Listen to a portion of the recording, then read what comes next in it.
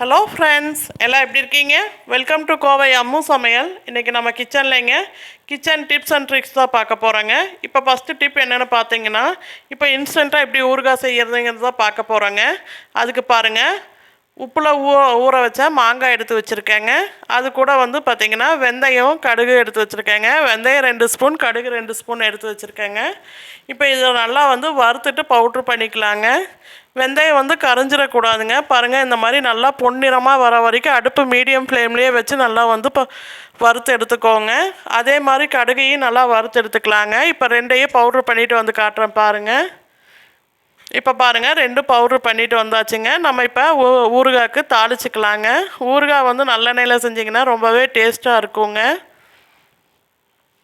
அதுக்கு பாருங்கள், இந்த மாதிரி ஒரு சின்ன கரண்டியில் ஒரு 3 கரண்டி போல் நான் ஆயில் சேர்த்துருக்கேங்க.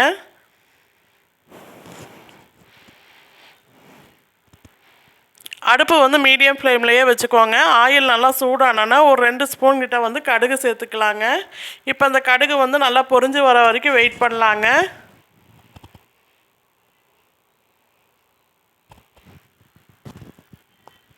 பாருங்கள், இந்தளவுக்கு கடுகு நல்லா பொரிஞ்சு வரணுங்க.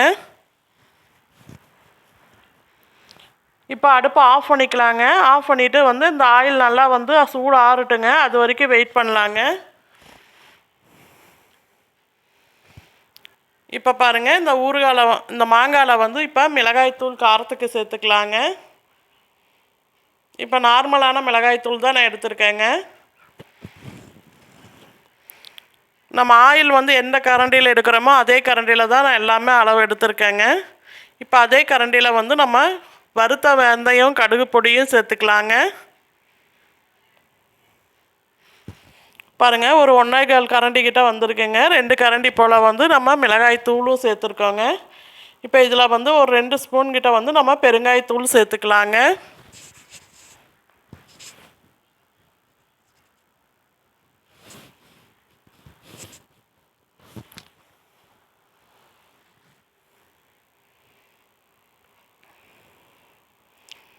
பாருங்கள், பெருங்காயத்தூள் சேர்த்தாச்சுங்க. சேர்த்துட்டு இந்த மாதிரி இப்போ ஒரு கரண்டி வச்சு நல்லா கலக்கி விடலாங்க.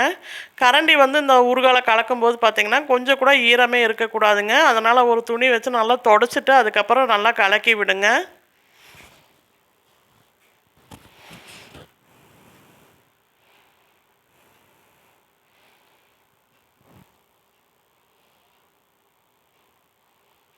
பாருங்கள், இந்த அளவுக்கு நல்லா கலக்கி விட்டுக்கோங்க.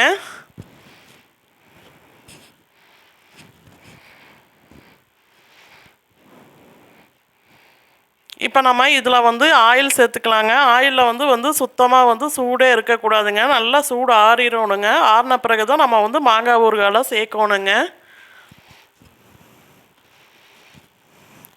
பாருங்கள், இப்போ ஊறுகாயில் ஆயில் சேர்த்துக்கலாங்க.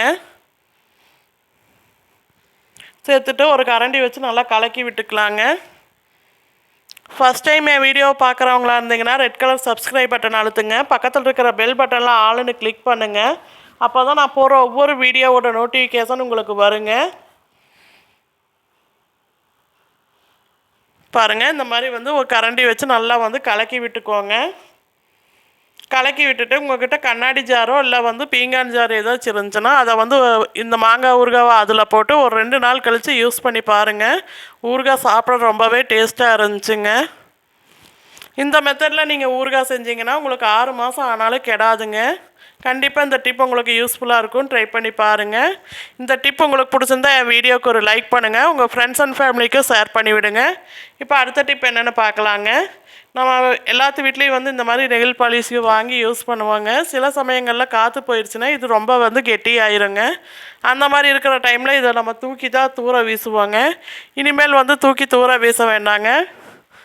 நம்ம வீட்டில் இருக்கிற ஒரு பொருள் இருந்தால் போதுங்க. நம்ம எவ்வளோ தான் கெட்டியாக இருந்தால் நெகப்பாலிஷாக இருந்தாலும் சரிங்க, நம்ம அதை மறுபடியும் புதுசு போல் ஆக்கிடலாங்க. அதுக்கு பாருங்கள், நான் இந்த மாதிரி ஒரு சின்ன பாத்திரம் எடுத்து வச்சுருக்கேங்க. அதில் கொஞ்சமாக சுடுதண்ணி சேர்த்துக்கலாங்க. இப்போ இந்த சுடுதண்ணியில் ஒரு 5 நிமிஷம் கிட்ட இந்த நெகில் பாலிஷை வச்சிடலாங்க. அதுக்கப்புறம் நீங்கள் எடுத்து யூஸ் பண்ணிங்கன்னா உங்களுக்கு நெகில் பாலிஷ் அடிக்கிறதுக்கு புதுசில் நீங்கள் வாங்கின போது எப்படி இருந்துச்சோ அதே மாதிரி இருக்குங்க. கண்டிப்பாக இந்த டிப் உங்களுக்கு யூஸ்ஃபுல்லாக இருக்குங்க. ட்ரை பண்ணி பாருங்கள். இப்போ பாருங்கள், ஒரு 5 நிமிஷம் கிட்ட ஆயிடுச்சுங்க. நான் எடுத்து ஓப்பன் பண்ணி காட்டுறேன் பாருங்கள். முதல் ரொம்பவே கெட்டியாக இருந்துச்சுங்க. இப்போ பாருங்கள் எந்த அளவுக்கு லூஸ் ஆகி வந்திருக்குன்னு பாருங்கள்.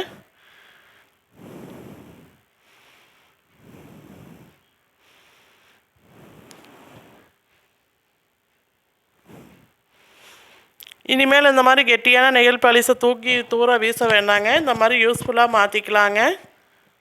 இப்போ அடுத்த டிப் என்னென்னு பார்க்கலாங்க.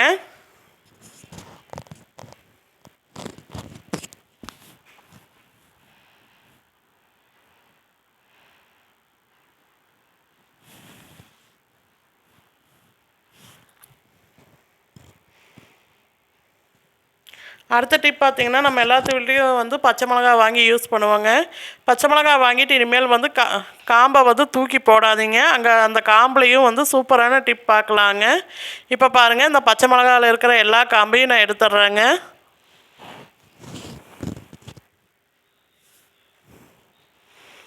இப்போ பாருங்கள், இந்த காம்பெல்லாம் எடுத்தாச்சுங்க. இப்போ இந்த மாதிரி ஒரு பாக்ஸ் எடுத்துக்கலாங்க. ஒரு பிளாஸ்டிக் பாக்ஸ் எடுத்துக்கோங்க. இந்த பிளாஸ்டிக் பாக்ஸில் கொஞ்சமாக தண்ணி சேர்த்துக்கலாங்க. அது கூட வந்து நம்ம எடுத்து வச்சுருக்கிற இந்த பச்சை மிளகாய் காம்பெல்லாம் சேர்த்துக்கலாங்க. இதை வந்து ஒரு நாள் ஃபுல்லாக அப்படியே விட்டுறலாங்க. இந்த தண்ணியை, இந்த பச்சை மிளகாய் காம்பில் இருக்கிற காரமெல்லாம் இந்த தண்ணியில் வந்து நல்லா இறங்கிருங்க. அதுக்கப்புறம் நம்ம யூஸ் பண்ணிக்கலாங்க.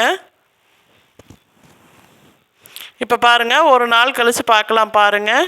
இப்போ ஒரு நாள் ஃபுல்லாக அந்த தண்ணியில் தான் இருந்துச்சுங்க இந்த காம்பு எல்லாமே. இப்போ இந்த காம்பு எல்லாமே நம்ம வெளியே எடுத்துகிட்டு இந்த தண்ணியை மட்டும் யூஸ் பண்ண போகிறோங்க.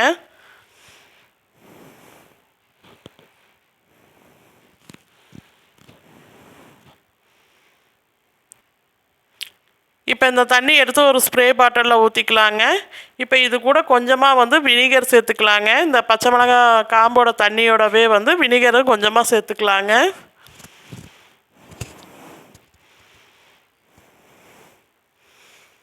இப்போ வந்து இதை வந்து ஒரு ஸ்ப்ரே பாட்டிலில் சேர்த்துக்கலாங்க.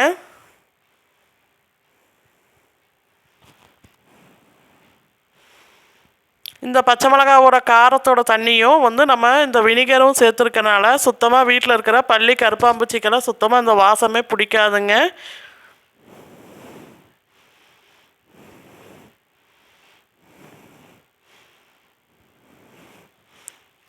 இப்போ பாருங்கள், ஒரு ஸ்ப்ரே பாட்டிலில் சேர்த்துட்டேன். இந்த தண்ணியை வந்து நம்ம எங்கே யூஸ் பண்ண போகிறோன்னு பார்த்தீங்கன்னா, நம்ம வீட்டு டோரில் தான் யூஸ் பண்ண போகிறோங்க. இந்த மாதிரி செவுறு ஓரங்களில், கதவுல எல்லாம் வந்து இந்த ஓரங்களில் எல்லா பக்கமும் வந்து இந்த மாதிரி நல்லா அடித்து விடுங்க. இப்படி அடிக்கும்போது என்ன ஆகுன்னு பார்த்தீங்கன்னா, இதோட காரல் வாசத்துக்கே வந்து பல்லியெல்லாம் இருந்தால் ஓடிடுங்க. கருப்பாம்பூச்சி எதுவுமே வராதுங்க. அதே மாதிரி இந்த வீட்டில் சின்ன குட்டி குட்டி எறும்பெல்லாம் இருக்கும். அதுவும் வந்து பார்த்திங்கன்னா இதோட வாசத்துக்கே சுத்தமாக போயிருங்க. அதனால் கண்டிப்பாக இந்த டிப் உங்களுக்கு யூஸ்ஃபுல்லாக இருக்குங்க. அடுத்தது பார்த்திங்கன்னா, நம்ம சமைக்கிற இடத்துலையும் இந்த மாதிரி வந்து நைட் படுக்கும்போது வந்து ஸ்ப்ரே பண்ணி விட்டுட்டு படுங்க. அப்படி பண்ணும்போது பார்த்திங்கன்னா இங்கே எறும்பு எதுவுமே வராதுங்க. கருப்பாம்பூச்சியெல்லாம் எதாச்சும் இருந்தால் கூட இதோட காரத்துக்கே வந்து எல்லாமே வந்து போயிருங்க. கண்டிப்பாக இந்த டிப் உங்களுக்கு யூஸ்ஃபுல்லாக இருக்குங்க. ட்ரை பண்ணி பாருங்கள். இப்போ பாருங்கள், நல்லா இந்த மாதிரி ஸ்ப்ரே பண்ணி விட்டுட்டு ஒரு காட்டன் துணி வச்சு நல்லா இந்த மாதிரி தொடச்சி எடுத்துக்கோங்க.